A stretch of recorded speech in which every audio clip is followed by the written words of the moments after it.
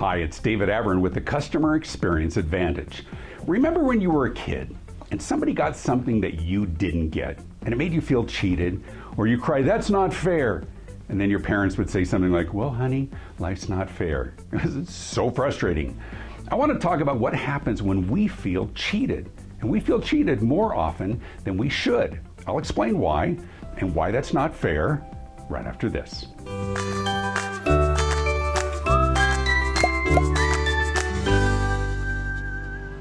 When I was about 12 years old, I saw a commercial on TV for a set of record albums that featured dozens of the best songs of the year. That year was 1975, by the way. Songs like Sweet Home Alabama and Boogie Down, and John Denver singing Sunshine on My Shoulders. It was awesome.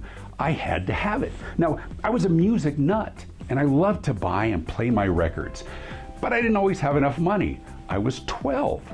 So here was a 2-record set that featured 60 super hits, and it was about the same price as one regular record. So I saved 3 weeks worth of my allowance, and I ordered it by calling the phone number on the TV commercial. And then I waited and waited. We had to wait in those days for the record to arrive. 2 weeks passed and the box came. It was this thin box and I knew what it was. And I grabbed it from my mom, who had this huge smile on her face, and I ran upstairs to my bedroom and I ripped open the packaging and I lifted the top of my record player and I dropped the record and gently placed the needle on the outside, and the first song began to play. But something didn't sound right. So I lifted the needle with my index finger, I got down low to see the grooves, and I dropped it gently on the next song. And then the next song. What the heck? The songs were familiar, but the voices were not. And I grabbed the record jack and I looked at it closer. And there it was, performed by the Realistics. It wasn't the original singers. Some of my favorite songs, and they were all wrong.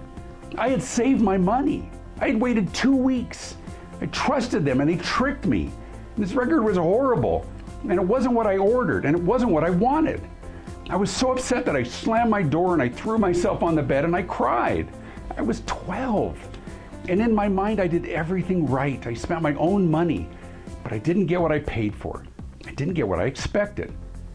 How often does that happen to us today? Not the crying part, but us feeling like we didn't get what we expected or what we thought we were paying for. How often do we feel cheated? And it's rarely intentional on the part of the business, but I think too often when we have an expectation that's not met, there's a feeling like we got ripped off, or we ascribe intent like somebody did something to us by not doing enough for us. When the food comes out at the restaurant and the portion size is really small, we feel cheated. When we order something from the internet and the quality is terrible, we feel like we got suckered. Or when we can't get cell phone coverage in a certain area, we feel like they're charging us for a cell phone that we can't even use. Now, the fact that the policy might be laid out clearly or even spelled out in the fine print is almost irrelevant. When we feel like we paid for something or believe we were promised something and we don't get it, or get something different, or get it late, or don't get enough of it, we feel taken. We feel cheated.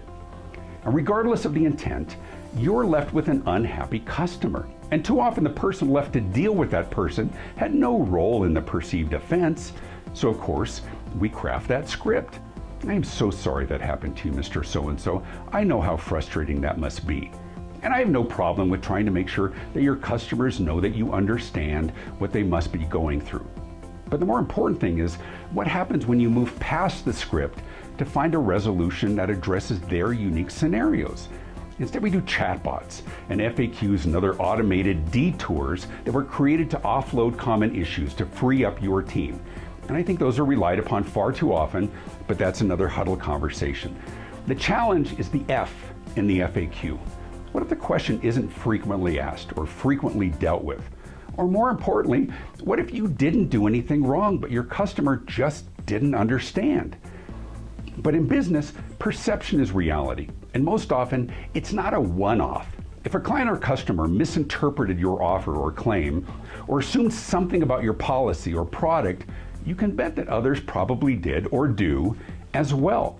For every dissatisfied person you hear from, bet on a dozen more who never said a word. They just didn't come back. And today, when we feel as if your offer is misleading, or that you're less than responsive when something didn't work, or a technician didn't arrive in the promised appointment window, we don't slam the door and cry on our bed.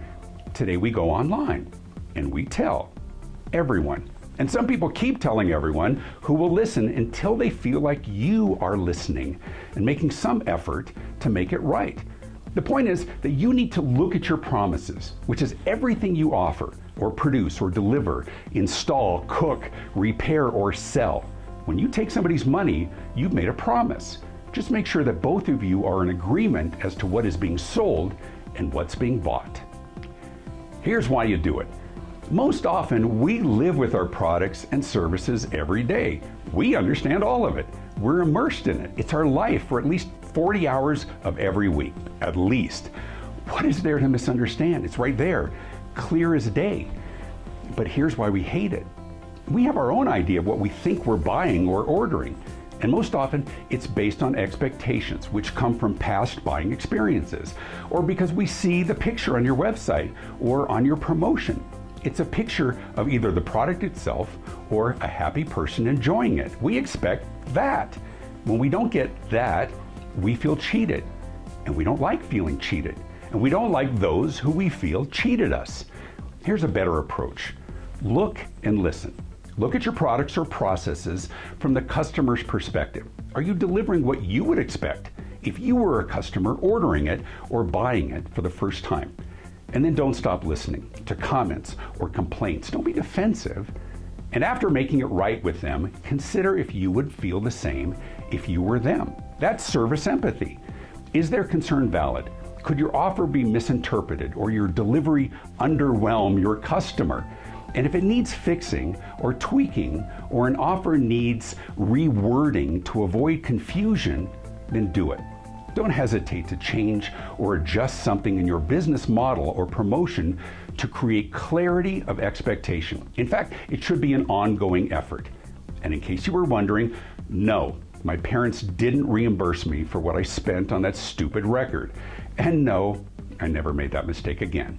And yes, thinking about it still makes me angry 45 years later. Just saying.